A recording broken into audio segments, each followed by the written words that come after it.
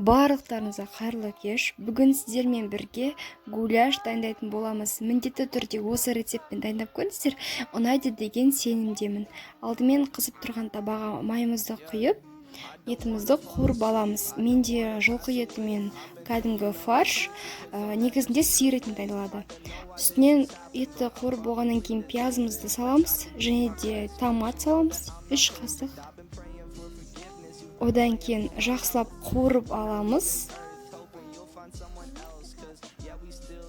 Қуырылып болғаннан кейін кішкене ет батып тұратындай мөлшерде қайнаған су құямыз. Ал етіміз піскенше біз екінші соусын дайындай берейік.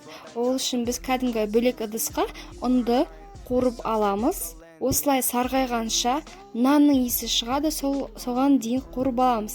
Одан кейін ұнымызды басқа ыдысқа салып, сүт құйып, венчикпен немесе шанышқының көмегімен араластырып біріктіреміз.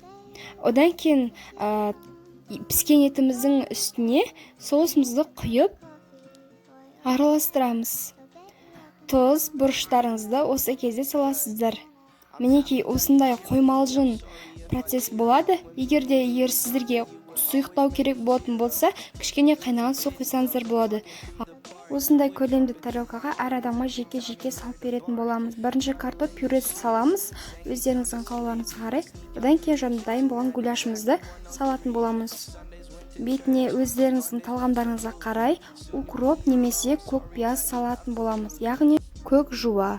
Міндетті түрде дайындап көріңіздер, бұл тағам өте жеңіл, жегенде де тез қорытылатын тағамдардың бірі болады. Ұнаса лайк басып, комментарий қалдыра кетіңіздер.